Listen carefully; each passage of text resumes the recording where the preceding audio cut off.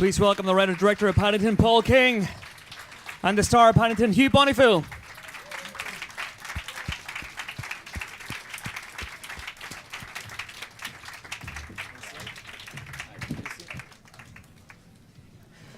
Gents, welcome. How are you? Very well, thank you. Good, good, good. The movie opens today, so when Raiders of the Lost Ark opened, George Lucas and Steven Spielberg took themselves away to a beach to avoid opening weekend. Clearly, you haven't done that. We came to the Apple Store, so you know. You came to the Apple Store. Maybe they were already slightly further advanced in their careers than I am in mine, but I think Spielberg now does his mix from the yacht. Oh, really? Which is an amazing thing. He has a hookup. That's probably on his yacht. Very secret material. You've got a canoe, haven't you? Yeah, I've got a bath. So have you popped into cinemas today to see how people are reacting to the film? No, I can't think of anything more terrifying but than going to an Odeon for an 11 o'clock, 4 people. But no, but I hope people like it. Oh, they will. They will. So let's go back to the very, very beginning. So, did you grow up with Paddington, both of you? Did you grow up in a way with these books and with this I character? did, yes, very much so. He was he was in the fabric of my childhood. The very first book I remember looking at the pictures while Mum and Dad, read the stories to me, and then he was part of my the first reading that I was able to do for myself. So it's very important, yeah. Yeah, well, I sort of knew the stop frame animations was what I encountered first, which were really beautiful and really stayed with me and funny and sweet. And then I discovered the books later. Mm-hmm. But the character really stayed with me much more than other things from that time, I think. So, yeah, it was good. It was great when I heard they were making the film, or that David Heyman, our producer, had got the rights to make the film, because it felt like Paddington's, I don't know, somehow as a character he's got some sort of depth and a bit of story and a bit more kind of scale to his narrative than some of those sort of beloved children's icons. So I sort of thought, I could see how there could be a film in there in a way that there might not be in some other things. So you pursued it, and this is what, 5 years ago when you first became involved with the film? Yeah, I think it's nearly 6. Nearly 6, now, which is too long to make a film, but it just takes a long time to get the script right. And one of the things that David said, because he'd made all the Harry Potter films and Gravity and has no real career pressure, I think he's pretty much fine. And so sort of he on day one just sort of said, well, we'll write a script, and if it's right, then we'll try to make the film. But there was no sort of sense of an end product that had to be got to a market by a certain amount of time. Yeah. There was just no pressure to do that. So in a way, the work expands to fill the time available, but also you are sort of trying to do something with a character that people hold dear from their childhoods and sort of have strong feelings about, and that we really wanted to do something good with. And we wanted Michael Bond, who wrote the books, to be proud of, and we wanted to get the right cast, and we took our time, and it was a great lesson in how to make a film. Absolutely. And speaking of right cast, Mr. Bonneville here, you play Mr. Brown. Can you tell us about Mr. Brown? Well, Mr. Brown is what can only be described as risk-averse. When we first meet him, his role in life is, I think in the original stories he's described as someone who works in the city, but it's not actually specified. So Paul had come up with this idea of him being very, very risk-averse and in fact reluctant to look after this bear, contrary to the label that's around Paddington's neck. And so in a way, he goes on quite a big journey in character terms, which isn't there in the original story. In the original story, the Browns just accept the bear very willingly, whereas in terms of a sort of 90-minute feature, you want to have a bit more of an arc. So he goes from being, if not curmudgeonly, then certainly cautious and sceptical to a bit of he releases his inner bear by the end. No spoilers, but yeah, that's what happens. How did you become involved, and at what point did you become involved? It was about 2 years ago, I think. It was a spring. About roughly 2 years ago, and it all looked doom and gloom because I was involved in Downton Abbey, and I think you were quite ready to you'd been waiting 4 years by that stage, and wanted to get on with it. But there was a sort of nice compromise in the end. You went and shot in Costa Rica, and then things paused for a while until I'd finished Downton, and then we were able to kick off. Oh wow, fantastic! So was it the role itself that appealed, or was it the fact that it was Paddington, this thing that you grew up with? Well, I think 3 elements. The name Paddington, the name David Heyman, and then Paul's script. They all sort of converged, and then I remember sitting outside David's office the first time we met, and I realised that the real Paddington bear was sitting next to me. You're so bored of that comment, aren't you? I can only interpret it as a comment about my weight. We have nothing else in common. No, I defy that because, and this is a sort of note for all film directors, you know, on any film set there are 100 catastrophes every day just lurking around the corner, and they faced us, and Paul in particular, on this project, and each time he was able to reset the dial to positive, just like Paddington does, and that's a rare and enviable quality. Or cause an endless series of catastrophes. One way or the other. Is it difficult to keep your head when catastrophes are happening on set? How do you manage it? I don't. You just panic and freak out. It's a very odd, very stressful experience because you've got this big sort of machine to make a big film with a very large budget by anything I'm used to, and but it's like being on a clock. It's like an episode of 24. You know, every hour there are 4 or 5 things that you just have to hit, otherwise the bomb's going to go off and you're not going to complete the day and the scene's not going to be the thing, and so it's relentlessly stressful, but we just about managed to get through it. And then the bits that I'd messed up, fortunately, the very generous people at Studio Canal let me film some extra bits at the end to make up for my incompetence the first time around. So I've heard this comparison, you and Paddington, before, not just from you, but I don't see a red hat, a blue duffel coat, or a predilection for marmalade, unless you do have one and you're hiding from us. Very hairy. Very, very hairy. Can you yourself comment on this? Do you see where this is coming from, why people compare you to a bear that's 3 foot 6 inches tall? I really think it's just food. It's food related. If there's a plate of sandwiches, mother didn't raise a lever, so I have to clean it. It's terrible. If I'm ever in having dinner with my wife, even at home, and there's stuff left on the plate, I literally can't help myself, even cold chips. So I think it's really sort of just compulsive eating. But, you know, I hope I've got some of his finer qualities too. Yeah. But I can't think what they might be. Hugh, I want to dig into this a little bit deeper now. So yeah, let's go right into it. Forget the Pauls here. What's Paddington-esque about him? Well, apart from as I say, resetting the dial to positive whenever catastrophe is around the corner, also his way of dealing with things that aren't going well. I remember, in fact, that bathtub coming down the stairs, which many people might think is CGI, is actually real. And I remember Paul, it took weeks, didn't it, to get that effect right. Yes. And he would develop the hard stare, which Paddington is well known for, with the effects team who were building that water tank, getting it ready for the big gush. And each time he'd come back and with this sort of slightly furrowed brow and say, they haven't got it right yet, and I'm trying to get cross. And I'm going to have to get cross, and it doesn't suit me. But we got there in the end. We did. Did he not recruit you? Do you have a hard stare? I've been practicing it. That was the weird thing, actually, in the movie, because... You've got a cuddly stare, and that's it. No, but when there's a little bit in the film where Paddington does reveal to me his hard stare, and, of course, the bear wasn't there on that day, and so Paul did it instead. And so seeing it for real when the bear finally showed me on the screen was quite revealing. It was very like Paul doing it. Oh, really? I can't imagine you, Paul, having a hard stare. No. And you're not ever going to be able to imagine that. I was trying to subtly tee it up. I know, there, but you were fine with it. The subliminal work there was extraordinary. Okay. Just going back to the story of the film, how closely does it cleave to the books? Pretty well, I think, given the books are, after the first 4 or 5 chapters, essentially a series of short stories. So while we sort of cheerfully raid them, there's not like long movie-sized narratives in there, but what we use is the first 4 or 5 chapters. I'm going to get my numbers wrong here now, but which really we meet Paddington at Paddington Station. There's the scene in the tea room.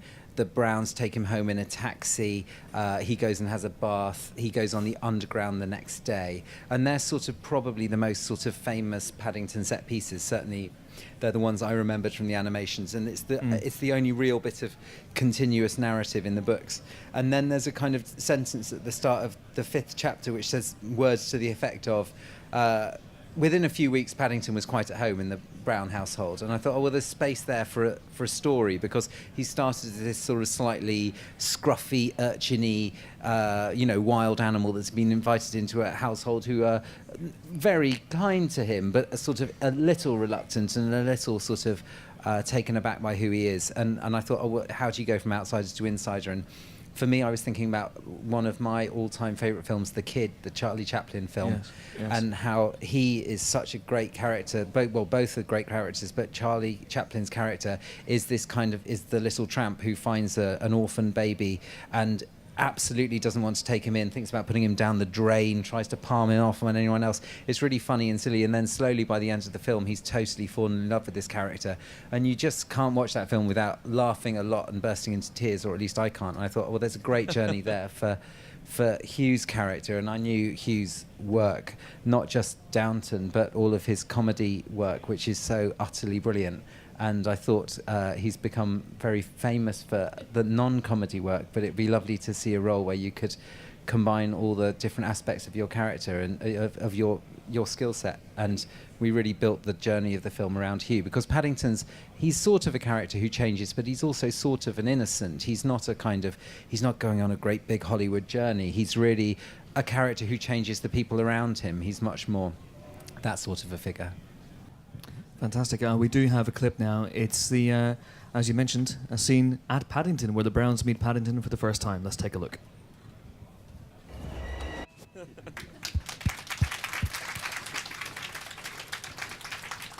Paul, what would you have done if Paddington Station had said no? I guess Marylebone was always the backup. It would have been awful. I don't know. And there was a terrible thing. One of the we wanted to wait for Hugh because I've expressed my love to him publicly now, I think the nation will agree, hopefully.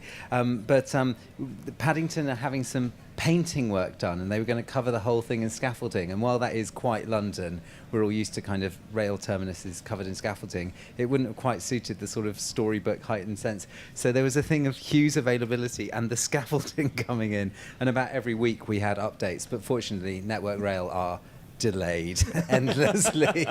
And they tried incredibly hard to fit us in. That was a mean crack about people who were very, very helpful, actually.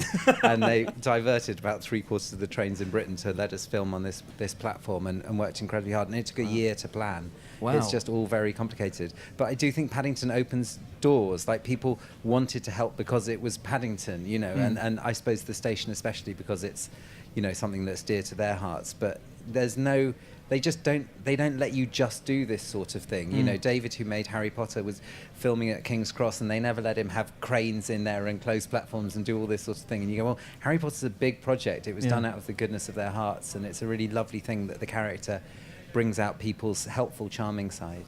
And Hugh, was that a special moment then, filming that scene? That was several nights, wasn't it? Yeah. As I remember. And I think on each occasion we had a half-hour window where they literally would close one platform, the platform that you see there. But otherwise, it was a working station. So it's a miracle of sound dubbing and clever camera angles to make it look like it was a fairly calm station, and there weren't trains coming in and out all the time. I love that Mr. Brown's first reaction to Paddington is not, oh, it's a bear, it's a talking bear, it's stranger danger. It's a very modern Londoner, isn't he? An immediate fear that he's going to be sold something, which is Londoner's greatest fear. Walking to, what does that person want? Bet there. God, no, I haven't got any. Sorry, I left my wallet at home. That seems to me the spirit of contemporary London. That's right. And also, there's another scene a little later when Paddington first goes on the tube, and Mr. Brown warns him that on every platform there are pickpockets, thieves, murderers, and pickpockets. Which is a gross exaggeration, obviously. Speaking on behalf of tourist London, visit London. There are some pickpockets. That's it.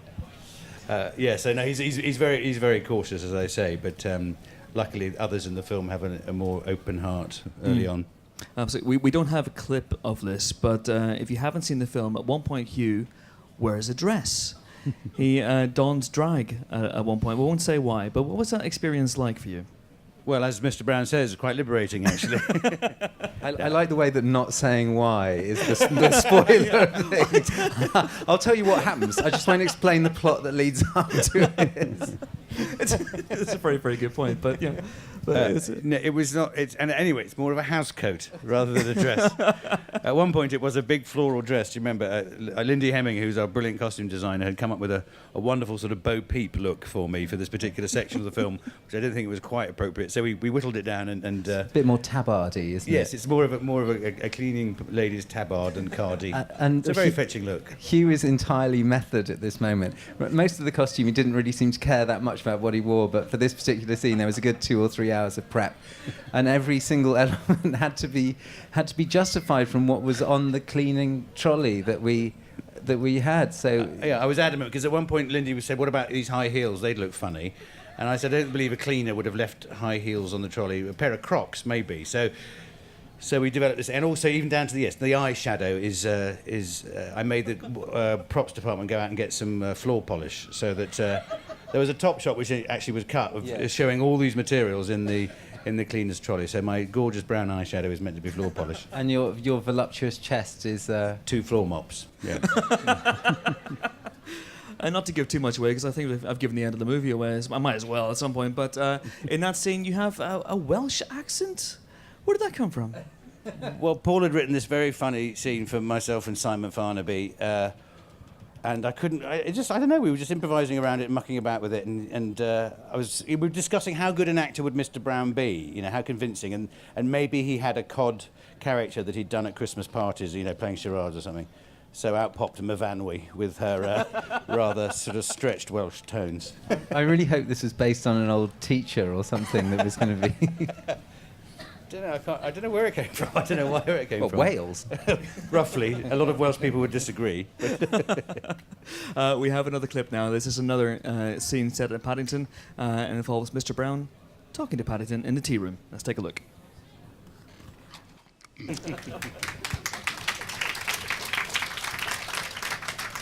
Hugh, when the late great Bob Hoskins was making Who Framed Roger Rabbit, it was a very different technique back then, of course, I guess. But he used to complain that he went home on the weekends and started hallucinating. He started seeing weasels and rabbits everywhere he went. Did you take Paddington home with you, literally, at times?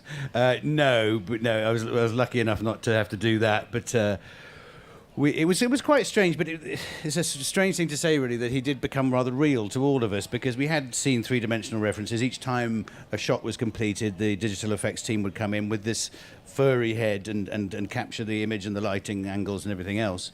And also, like in that scene particularly, we had Gus Brown providing a sort of vocal reference off camera, and also Javier Marzan, who sort of with Paul particularly. I mean, they did it separately, but improvised the sort of scrapes that Paddington gets into. Okay. So he'd be squashed into the chair opposite me.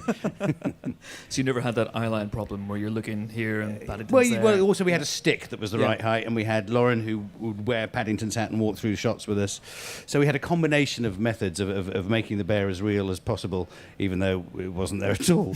I actually wanted to... Do you mind if I interrupt? I wanted to ask you something. The inspiration for the tea room, I mean, that tea room isn't at Paddington Station, it's a completely sort of invented one, but was that sort of brief encounter-ish and...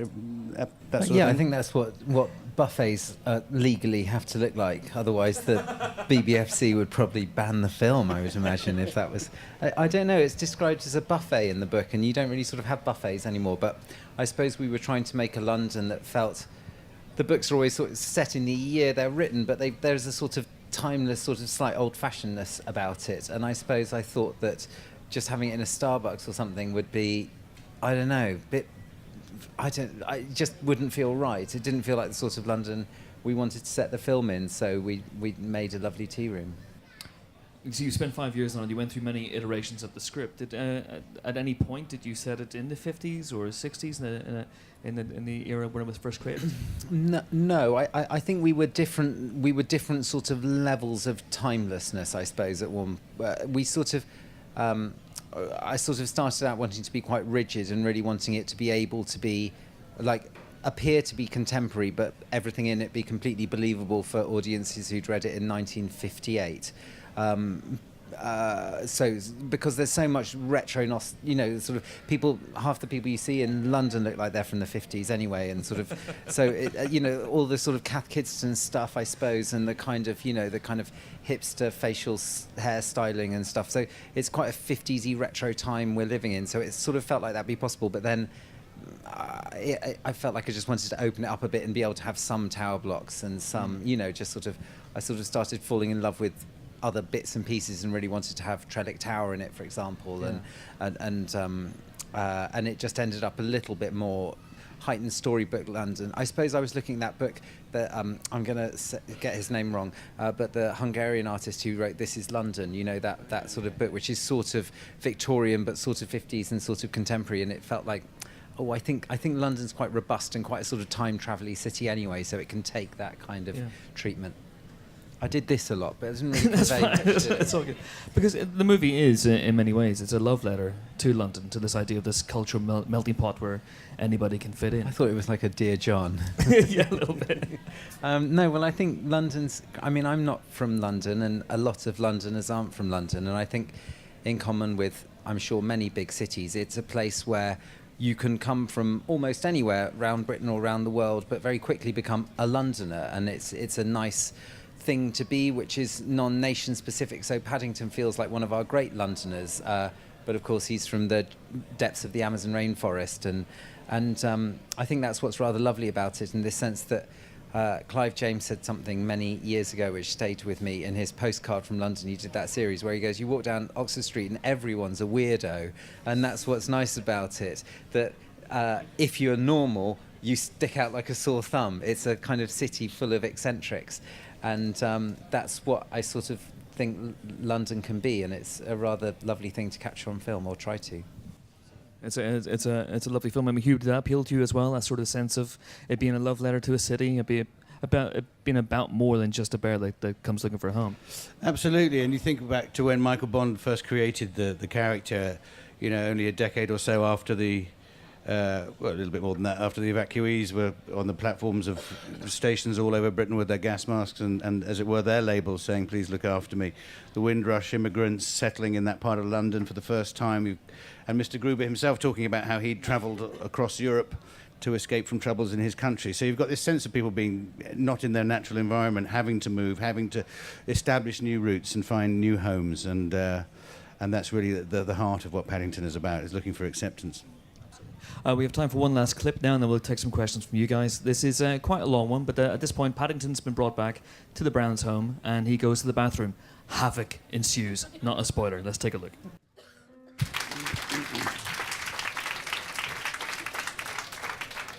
Hugh, you got seriously soaked there from the looks of things. Yes, and as I was referring to earlier, that it took many weeks for the water tank effect to be at to the maestro's satisfaction, but it was quite epic when it did happen. It is fantastic. If you have any questions now for Paul and Hugh, please put your hands up. Yes, please. Lady in the front row, we have a microphone going here. Thank you. This is a question for Hugh Bonneville. What was the most challenging part about filming Paddington? I think, well, I've made lots of comments in the past about how it was actually the bear himself, because he was such a huge ego and a monstrous diva and wouldn't come out of his trailer until he'd had 4 jars. But I think in reality it's the fact that he wasn't there. That was probably the hardest thing. But luckily we did have the luxury of, which is rare in TV and film projects, of proper rehearsal. And Paul was it was just a very exciting period, because Paul is not overly precious about his material. He knows what he wants to achieve, but also invites collaboration from all the departments. And so we were able to improvise and fine-tune and discover character relationships and all that sort of thing. And so while the bear not being there was both the biggest challenge and actually the most exciting thing to have discovered in rehearsal. In fact, Paul told me in a previous interview that your work and your improvisation with Sally Hawkins really changed and affected the way that Mr. and Mrs. Brown behaved in the film. It did, because we went down a few blind alleys, because Paul quite rightly had said it would be more interesting if there was a sense of fracture in their relationship, even if they're not aware of it at the beginning of the story, so that there is a trajectory through the story, and the presence of the bear finally brings this family into a harmony that they perhaps weren't in at the beginning. It makes it more interesting. So we, of course, went down the sort of Wars of the Roses route and started doing these vicious improvisations where we slagged each other off and all that. And Paul kept saying, that's not quite what I meant. What I meant was, and we went round and round the houses, me and Sally going, but we're arguing, we're having a fractured relationship. That's what you asked for. And then actually he gave us a really simple and sweet idea. He said, watch, what's it called? Manhattan Murder Mystery, the Woody Allen film. And so Sally and I both went and watched that one weekend and came back, and actually it's all about, it's all about tone, and that's why I think Paul's captured so wonderfully, is tone. And so when you see that movie, you see that this is a couple who, perfectly adore each other. They're just on slightly different tracks. They're not throwing axes at each other. And that was a really good way in. And so then we were able to find a way of working on the relationship that was endearing but sort of slightly off kilter. And then ultimately that's what Paddington finds a way of solving. Fantastic. Any questions now for Paul or Hugh? Or Paul and Hugh? Or Hugh and Paul? Yeah, anything? Yes, please, right here. Paul, a lot of your previous work has been sort of much more surreal and adult orientated in terms of humour. So how was it to work on something much more sort of for the family? How did that differ for you? Well, I think I've done quite a lot of talking animals in my limited career, but I made a TV show called The Mighty Boosh, which I guess is what you're referring to, which is very... it's quite out there, although not having seen Noel Fielding's follow-up show remotely as out there as it could have been. They are two people with amazing imaginations. It felt, I suppose because I was writing this and I never wrote that, it didn't feel like such a sort of gear change, and it felt there was a lot of source material to work from, and there were some really clear references in my head from very early on of, Chaplin, I suppose, and some other people. And it just felt like a really good fit, in a way, for the things I was interested in doing visually and the sort of humour that I like doing, And a lot of the people I've worked with before are physical... This is one of the people who helped with the physical comedy side of things. Cal McChrystal actually directed the first Mighty Boosh live show and the third one as well, and taught me how to direct. So it's all sort of within a family. But I think a bear in a red hat and duffel coat is quite surreal enough for a mainstream family comedy. Some of the fictional children's characters have found places in theme parks, like Harry Potter at Universal Studios and at Leavesden. Can you see a role like that for Paddington? Yeah, I suppose so. I'm not sure what it would be, but... the bath going down the stairs? The bath. That's like a flume, right, I guess? That's pretty much it. Sort of feels he belongs more in kind of Fortnum and Masons than a kind of an adventure park, but I'm sure it sounds fun, yeah. Hugh, if there were a Paddington log flume at a theme park, would you be available 12 times a day to be soaked by it? Absolutely. Yeah. I think it's a must for every young dad. Has anybody approached you about taking Paddington into that kind of environment? Not me, but I wouldn't be the person to be approached. I'm about 105 on the power list of that character. Well, you never know. The other thing is, will you do any more? Will there be Paddington 2, Paddington 3? Well, it's out today, without wishing to sound too pluggy, in cinemas, and if enough people go, we would love to do more. I mean, the books, it's a long series. It's not like he doesn't die at the end. See, that's not a spoiler. So there's absolutely every opportunity, and we'd love to do it, but it really depends on how it goes. It's an expensive thing to get off the ground, and while Paddington's very familiar in Britain and some other countries around the world, he's not an international phenomenon like Harry Potter was, where you go, unless they really mess this up, I think they'll at least get to number 2. So we'll have to see. And Hugh, would you be available for that if it happened? Everyone has a price. Any last questions?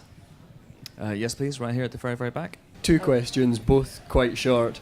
The scene where Paddington's sticking his head down the loo, for want of a better phrase, is that a spaniel's face that's in water? Because it looks so much like my uncle's dog.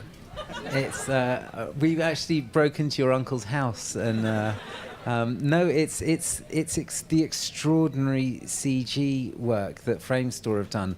I think what's really nice about this film is it's got Framestore do it all, who are just up the road in Wells Street, and they're genuinely world leaders in what they do, and it's just so good. No one's done that, and you go, that shot is a world first, groundbreaking, extraordinary piece of CG. But what's nice about it is it's not in kind of massive slow-mo bullet time with somebody kind of taking multiple hits to the face. It's a bear putting his head in the loo. And I really like how sort of silly it is for something that is extraordinary work, and it's sort of thrown away, but hopefully it feels fun and funny, and we get to do things that you couldn't have done with a character even a couple of years ago. So it's great. Am I right in thinking that that was one of the first bits of the film to be finished rendered? Yeah, the bathroom was the first sequence we did, yes. And that shot, that was the first clip I saw in the process, and that I found it astonishing. I still do, just seeing it just then. It's so real and does look exactly like your uncle's dog. Yeah. It's one of those things, if you watch it on a loop, like when we're watching, like trying to do all these shots, because they're all, it's sort of, it breaks my heart slightly. There's a sort of sense that because this stuff is done in computers, it's somehow done by magic, and computers aren't elves. They kind of require operators, and that shot, the first one with the toothbrushes where he's doing that, just to get all of the performance and everything right, because it's quite a long shot, and every single eyebrow raise and little look to the side, and they're all really important. I think that's version 459, that shot. Wow. They are every single day looking at new versions and new changes. How does the fur move? How does the fur move underwater? Does it float, or is it a bit faster?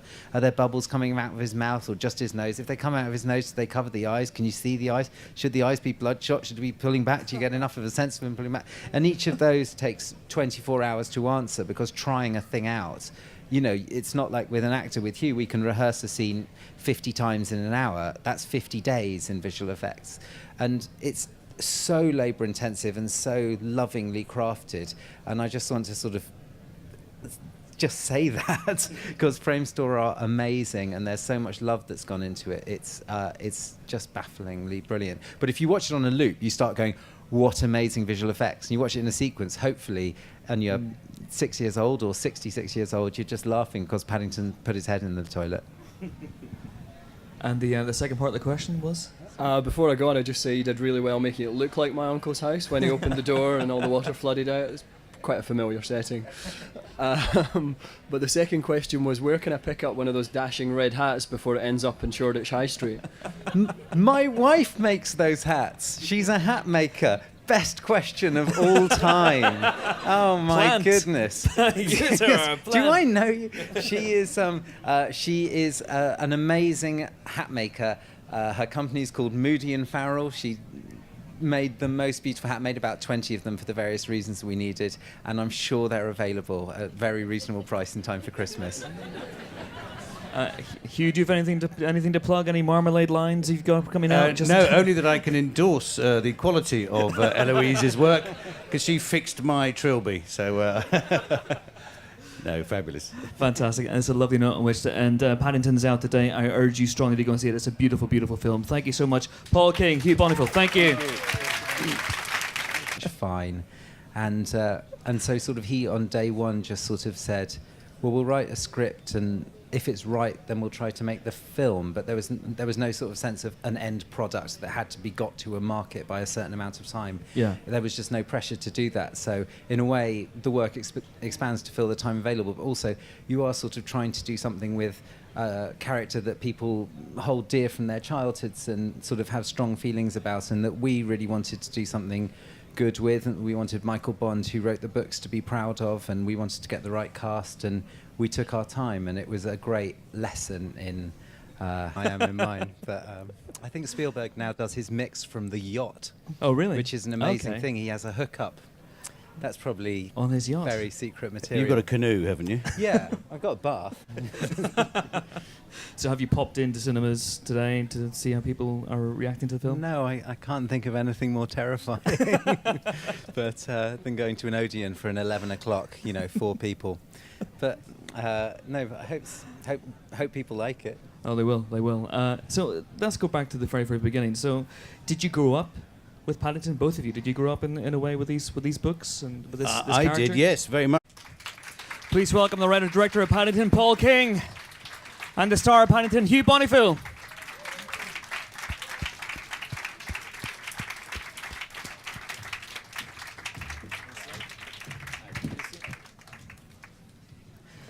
Gents, welcome. How are you? Very well, thank you. Good. The movie opens today, so when Raiders of the Lost Ark opened, George Lucas and Steven Spielberg took themselves away to a beach to avoid opening weekend. Clearly, you haven't done that.